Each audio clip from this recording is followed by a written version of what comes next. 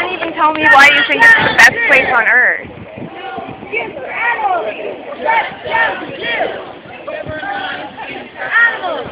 That's why people support. That's why people support Gazoos, because they get to handle all of these animals. They get to.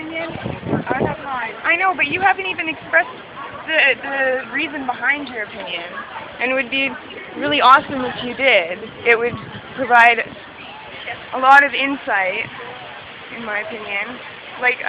In my opinion, your pictures don't show good conditions at all. Well, they show lots of smiles too and yes, stuff. but see, you are saying that this is a good place because of how it makes you feel. Do you think about the animals ever? Like, they didn't listen to you would be saying something about it too. But do you know what they require in captivity? Have you have not read the Alberta Zoo Standards, have you? Have you seen the other pictures? I want to talk to you. Okay. I went anywhere. I went there and all of the links were pasted. I know. What do you think when you see the cats pacing, the wild cats, back and forth? I'm not talking to you anymore. Why would you come and stand up for a place if you're not willing to actually stand up for it? You're not. You're in our way of our freedom of speech. No, I'm not. You're standing here. Your signs are tall. Can you give me any insight into why you consider this suitable? You guys are saying about all these cages and stuff. I'm not fighting anything, but how can we doesn't the Edmonton Zoo also keep them in cages? And every other zoo? They do. No. The Edmonton Zoo and the Calgary Zoo have merit because they participate in the species survival program. None of these animals that Gazoo breeds are are wanted in captivity. They put actual effort into education and dealing with wildlife, and they actually provide a service to the public, educating people and breeding for the species survival program to continue endangered species.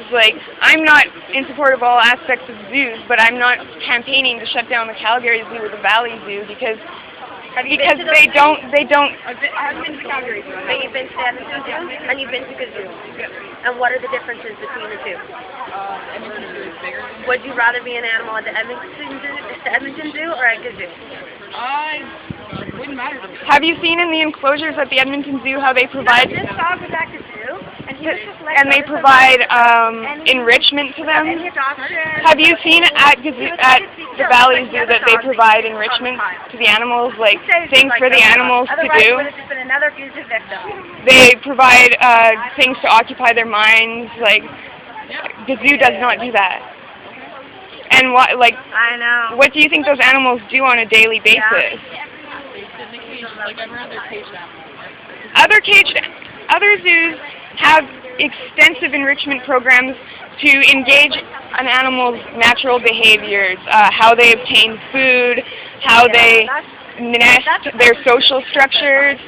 They put effort into alleviating the stress of these animals. Gazoo doesn't do any of that. They have no enrichment program. And they have to by law. No, they have to provide those animals. The government. That's what we're asking. And that's what you should be asking too. If you love those animals, and if you love Gazoo, then you should be asking the government the same questions that we are today. I trust the government and that they'll make a decision. If it's not a good place, they will. That is extremely naive too.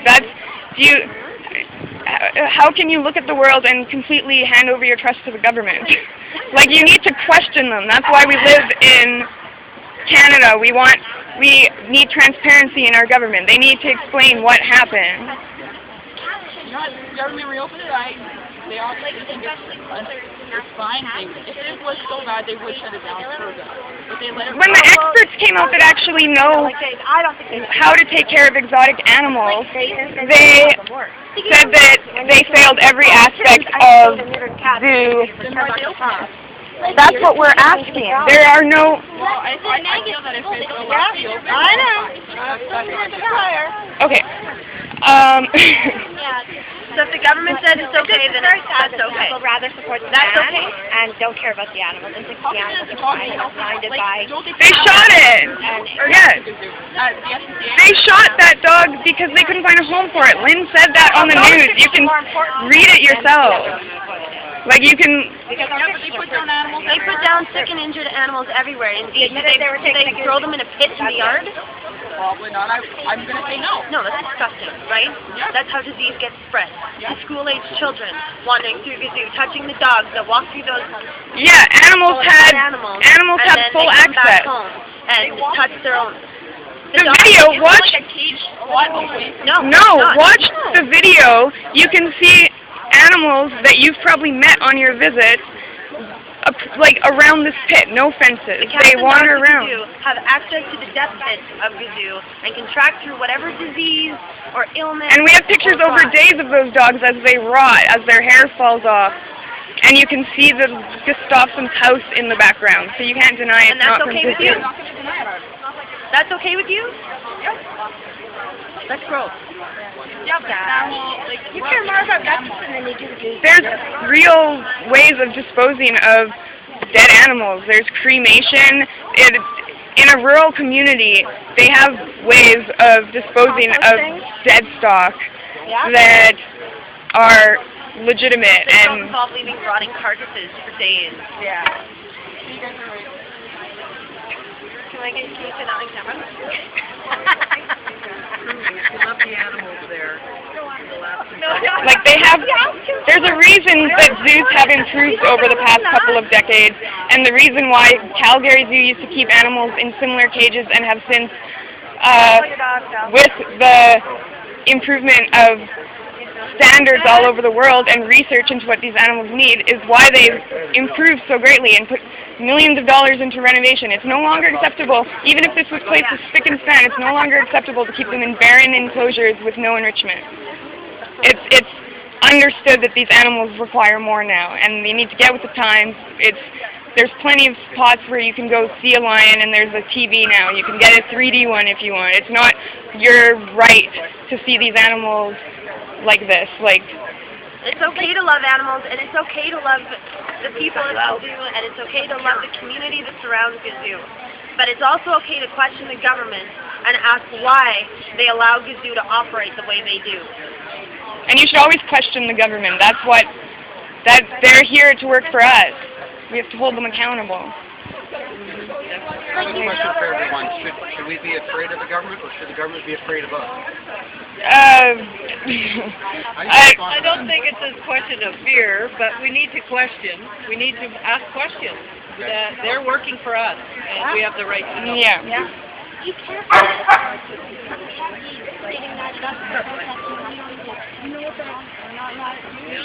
Yeah, they come up with Yeah, well, they're not. So you're like, To be fair, these places I interviewed, they actually do know what's going on because they have spent time at Gazoo. Yeah, but they don't know. I'm not taking a side on this. I'm just saying they're not just being here because... No, I realize that, but they are comparing them to the dogs and cats we keep in our home, and they're comparing them to livestock, and they have completely different needs. Each species has a specific set of needs to keep it psychologically and physically healthy, which aren't met at Gazoo. And I understand that they're coming from a place of the fact that they've been to Gazoo, but they have obviously they've never read the Alberta Zoo Standards, which they've said. They have. They haven't. They just said. Oh, okay. And I'm just trying to be... if they had actually, you can go on the internet, it's this crazy thing, and you can look up the requirements of many of these species in captivity. Like, you can see what they need to survive psychologically and physically healthy, and they don't deserve to just be put into in a cage and left to go insane. Like, you can see stereotypical behaviors, which is what zoos try to prevent with their enrichment programs. You can see them exhibited clearly at Gazoo, pacing back and forth, shaking the bars, picking their hair, their feathers. You can see them exhibiting all these stress behaviors that... they actually, like, whenever you get near them, they snap the bark and encourage. Like, even if you throw it, it's like a monster. What? My observation as a civil information activist, I've been covering rallies like this for years. I am just awed by the coming together in a democratic fashion like this protest here today by folks on both sides of this issue. And I commend you all. You're very brave people to be out here fighting for the animals. And I think everyone here has a common goal, to make sure that these animals are taken care of. And that's what I learned today from the interviews coming from both sides of this issue. So hopefully we can find some common ground and some solidarity, and then we can do some good for the animals. In the end, they'll benefit. One thing I'd like to mention is that before we really went hard at before we really pushed for the shutting them down, when they really made it clear that they didn't feel they even needed to improve, we looked into alternative homes. We looked into the funding of transporting them. Zoocheck and Bob Barker have pledged to pay for the transport of these animals, any related health care. We've contacted accredited sanctuaries all over North America that are experienced in transporting and housing these animals in amazing conditions. Even their old lion, we've found a place that has taken in older lions.